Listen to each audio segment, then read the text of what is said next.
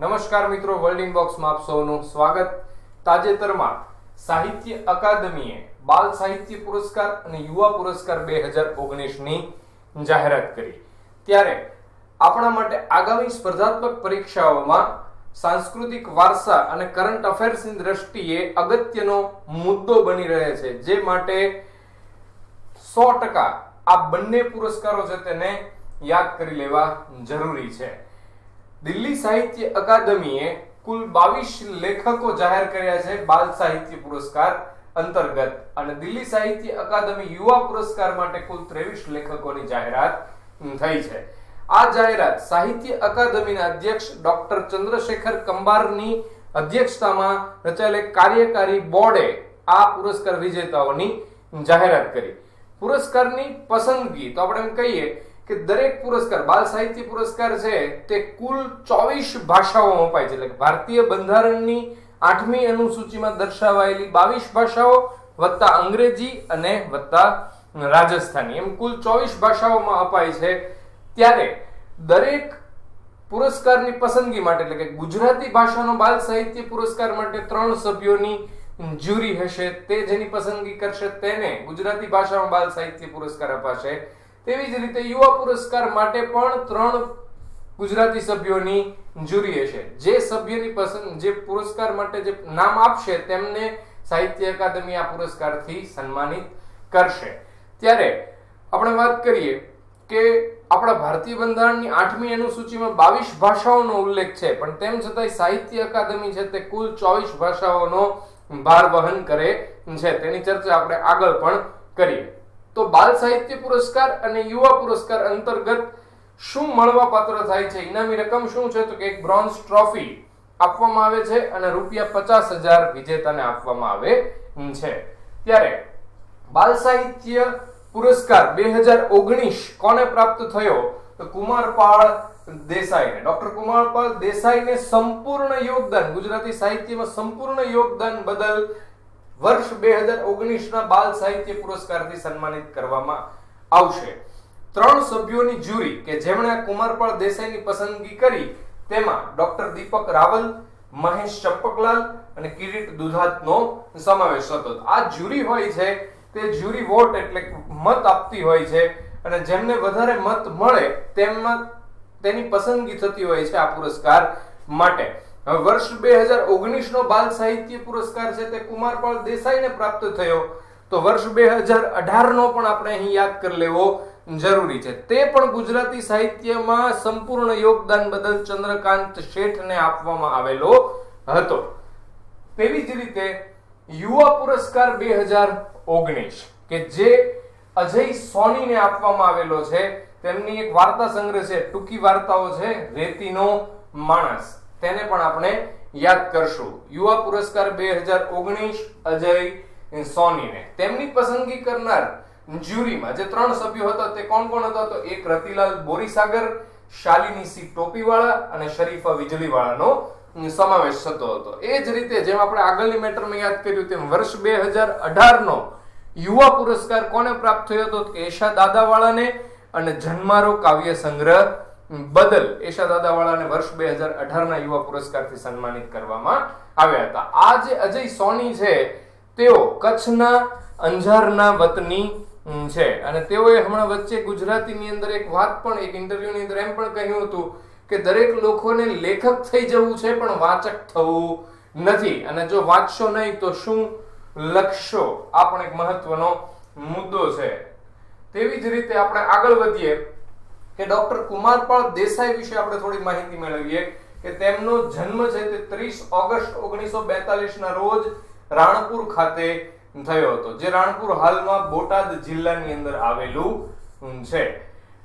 તેમના પિતા જય ભીખુ હતા અને તે પણ એક સાહિત્યકાર હતા. આ જય ભીખુ છે તેમણે લાંબા સમય સુધી ગુજરાત સમાચારમાં એક કોલમ લખેલી છે, ઈંટ અને ઇમારત. આ જય ભીખુની કોલમને પણ આપણે એટલા માટે યાદ કરીએ છીએ કે તેમના અવસાન પછી ગુજરાત સમાચારે ડોક્ટર કુમારપાળ દેસાઈને બોલાવ્યા કે તમે આ ઈંટ અને ઇમારત કોલમ છે તેને કન્ટિન્યુ કરો, એને ચાલુ રાખો, તમારા પિતાની આ જે કોલમ છે તેને. ત્યારે કુમારપાળ દેસાઈ થોડા વિચારની અંદર પડી ગયા હતા કે ભાઈ કેમ કરવું જોઈએ, તેમ છતાંય તે ગુજરાત સમાચારના આગ્રહના કારણે કુમારપાળ દેસાઈએ આ કોલમને ચાલુ રાખવાનું નક્કી કર્યું અને તેને લખી, પણ તેઓએ થોડા સમય માટે પોતાનું નામ છાપ્યું નહીં, કારણ કે એમને એમ હતું કે જો પ્રતિભાવ સારો મળે તો જ આ કોલમને આગળ ચાલુ રાખવી જોઈએ. પણ આ ઈંટ અને ઇમારતની કોલમને આગળ પણ સારો પ્રતિભાવ મળ્યો, તે માટે તેમણે પછી 4-5 અંકો પછી પોતાનું નામ તેમાં છપાવ્યું. અને એમ કહેવાય છે કે પિતા પુત્રની જોડી, એટલે કે કુમારપાળ દેસાઈ અને જય ભીખુની આ પિતા પુત્રની જોડીએ આવી એક કોલમ છે ઈંટ અને ઇમારત, તેને અડધી સદીથી વધુ ચાલુ રહી હોય તેવો ગુજરાતી પત્રકારત્વમાં એક મોટો દાખલો માની શકાય છે. તે પછી પણ ડોક્ટર કુમારપાળ દેસાઈ છે તેમણે આકાશની ઓળખ, ઝાકળ બન્યું મોતી, પાંદડું અને પિરામિડ જેવી કોલમો છે તેને શરૂ રાખેલી.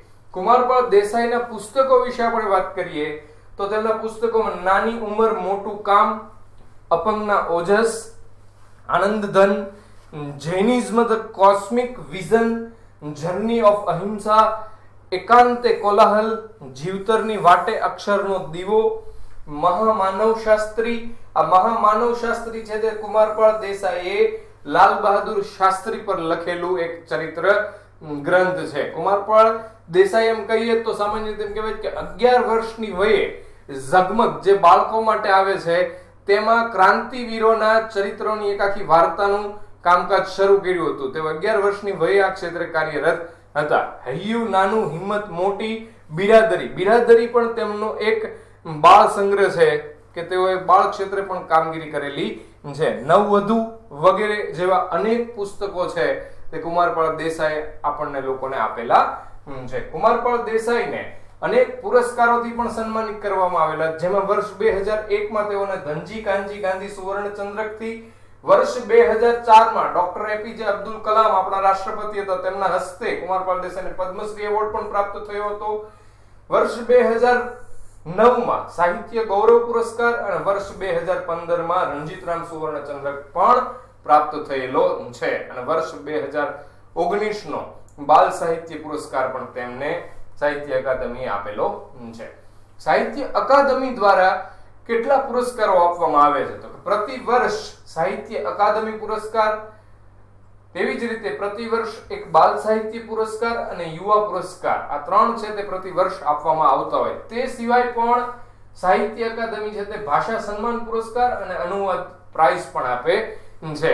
જ્યારે હિન્દી સાહિત્યમાં યોગદાન આપનારા લેખકોને પ્રેમચંદ ફેલોશિપ એનાયત કરે છે સાહિત્ય અકાદમી.